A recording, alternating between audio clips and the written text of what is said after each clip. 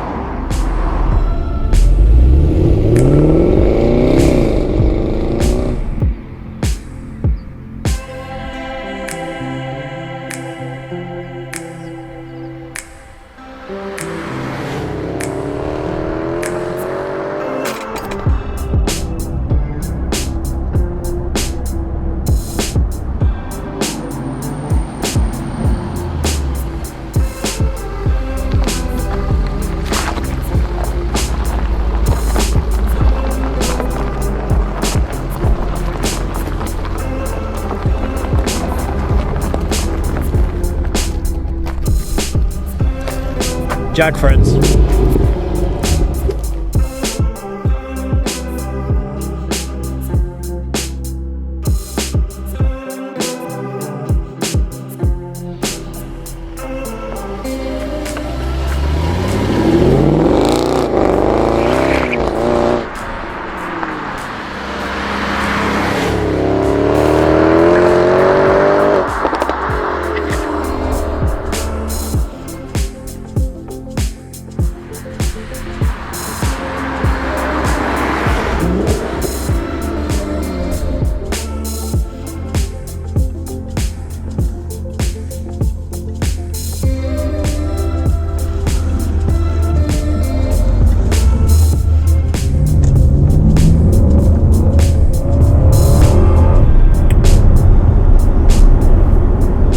Welcome to the Jag, the Jaguar XKR 5-litre V8 supercharged, 503 brake horsepower.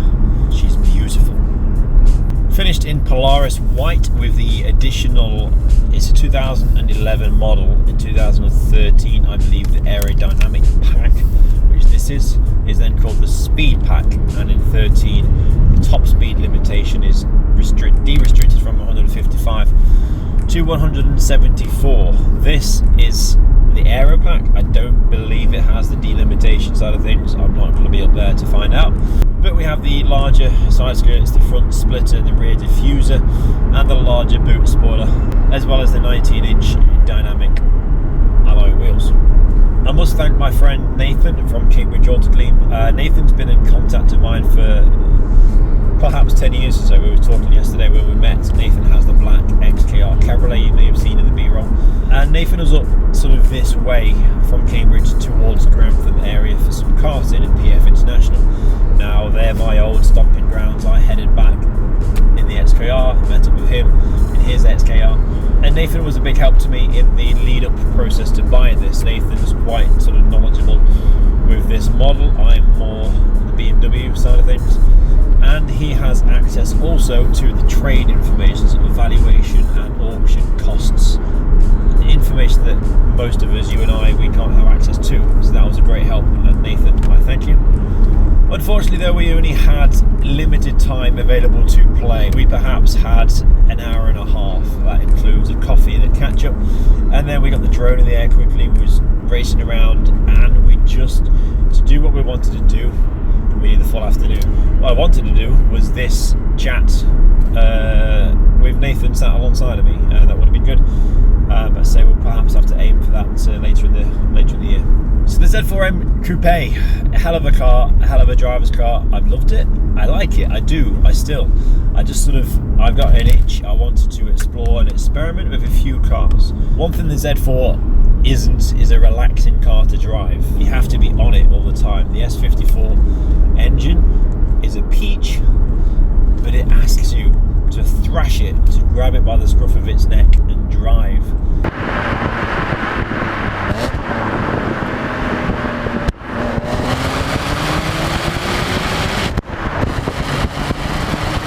Fun, but I wanted something that can do a little bit of both. I've been toying with the idea of a 997, a Carrera, for the driving aspect of it, and then it can do some GT stuff, some cruising as well. And then I looked at the XKR, and I recently learned that Nathan had moved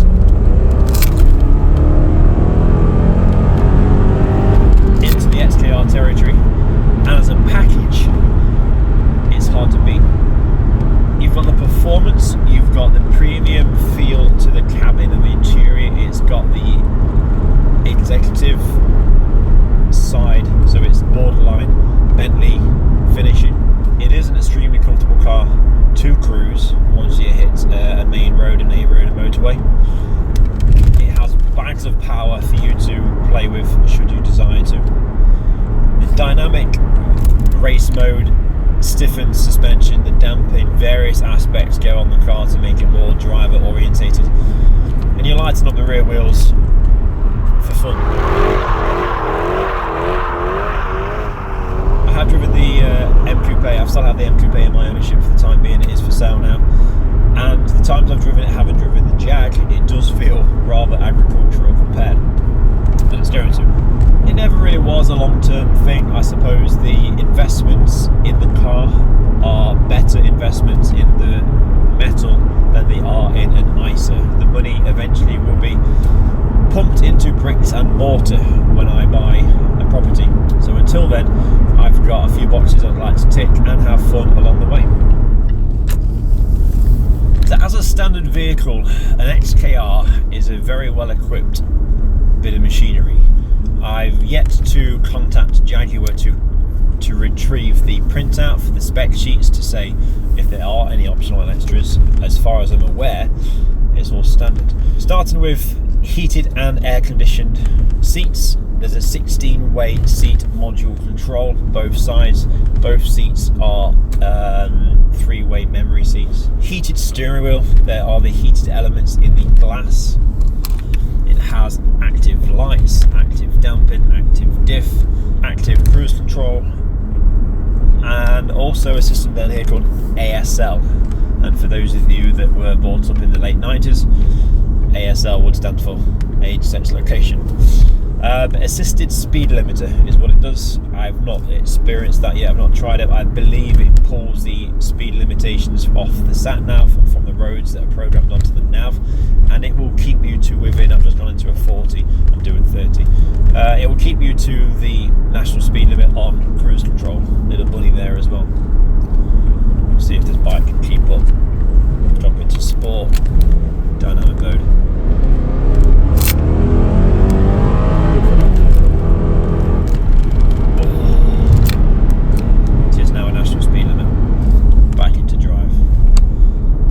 But it does, the interior feels premium. There's nice stitching, very nice finishings. The dash is all finished in a nice leather. It smells like a Jag. Being a vehicle detailer, if you've never been here before, that's my profession, vehicle detailing. To play with various cars and to be introduced to various marks and brands of various prestigious. I would like to be able to, not in a kinky way, be blindfolded and introduced to a car without visibly seeing the car, to see if I can tell what the car was just from the smell alone, because every car has its, all these onion rows.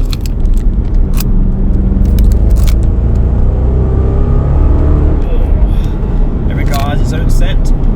Just had a, I don't know what year it is actually, early 90s, and I guess 928 GTS yes, Porsche. It arrived from Europe yesterday, which is this week's full white detail process. So if you're interested in that, that will be one that is recorded for a full vlog episode for the full restoration. So stay tuned for updates. We've got a Bowers & Wilkins audio setup as well. It's very well equipped with audio and tweeters and speakers. There's one underneath the GoPro in the central, there's tweeters in the mirror caps.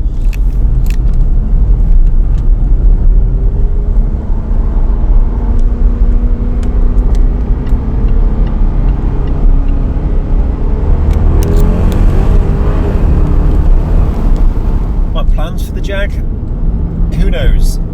Flat white in colour. There's very little on the exterior that is visibly a problem to me.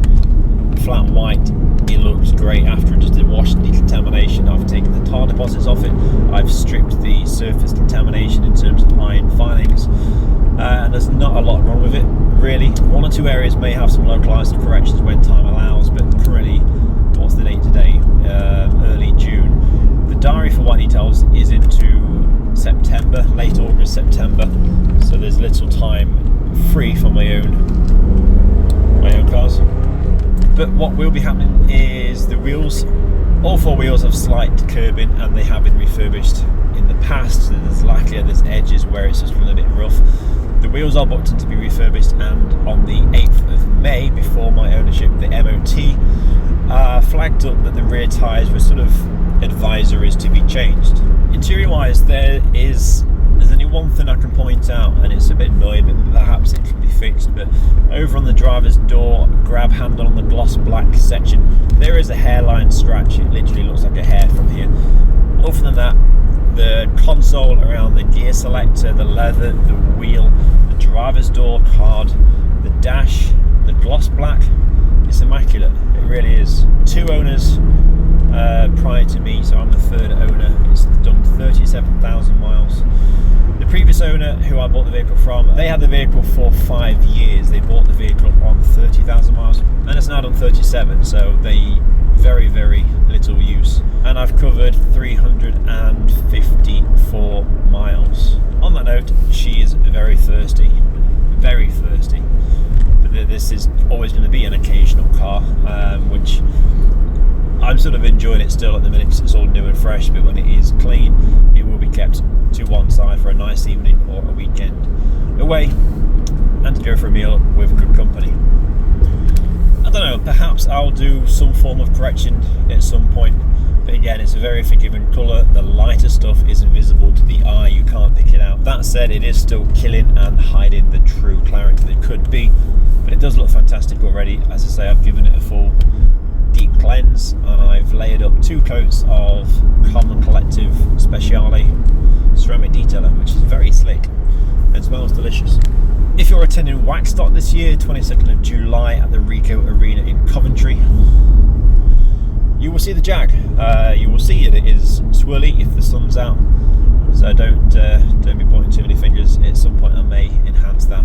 Something else I will be doing to the car, you've probably seen the back end, the registration plate. It sits a bit funny. The previous owner, they had a private plate on it, which I believe was sighted higher, but there's the 2 black dots. It was a rushed attempt, I think, at just getting the original plates transferred back into the vehicle for my viewing. This car, similar to a lot of the other Jags and the old Rovers, if you can picture, they should have the full size curved registration plate, which I have on order from my local automotive factors, which will be going on the vehicle in the next week or two, which I think the back end is beautiful. It's my best angle. There's the rear quarter profile. It's just stunning. The exhaust, the diffuser that tucks underneath the bumper, exposing the tyre. It's a very pretty looking thing, and with the registration plate will finish it off quite well. Also some new centre caps. The original ones are looking a bit weathered and tarnished by now. Need to get out of town. Want to get out of town. DSC is deactivated. Dynamic mode is engaged. Whoa.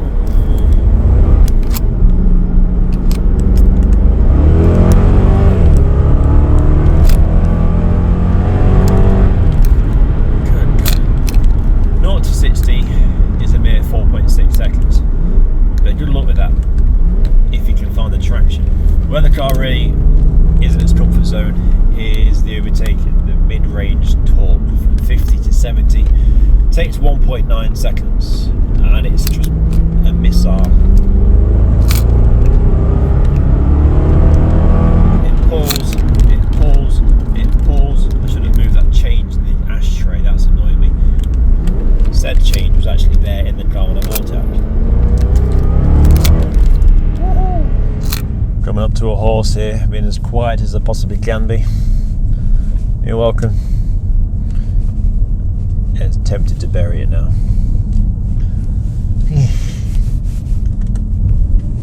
Hey, get over your side. There's some lovely quaint villages out this way. And it's when you're in these built up areas and towns and when there's eyes, although it's the monstrous thing to be driving, you're quite happy in a 30 miles an hour. To be doing 10 or to be doing 15. What's the Will Smith lyric from Summertime? Every day fronting and maxing, chilling in the car, you spent all day waxing. Leaning to the side so everybody sees. Leaning to the side, but you can't speed through 2 miles an hour so everybody sees you. Until you get to the speed limit signs.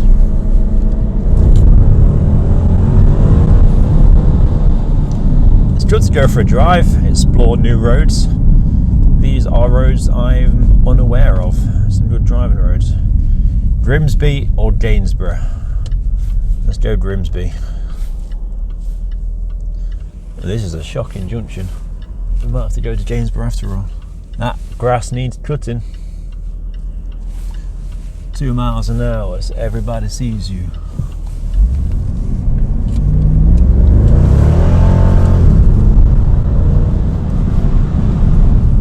Let me know your thoughts if you have any XKR experience, if you've been out in any of the Jags, if you've been impressed by them. I like that I was always familiar with the BMW. I knew the climate control systems, I knew all the buttons, the materials, the stalks. It all felt very familiar, having had multiple BMWs. So it was nice, it was a refreshing change for me to get into something different and premium. Also, this is a bumpy road, and I thought it was going to be.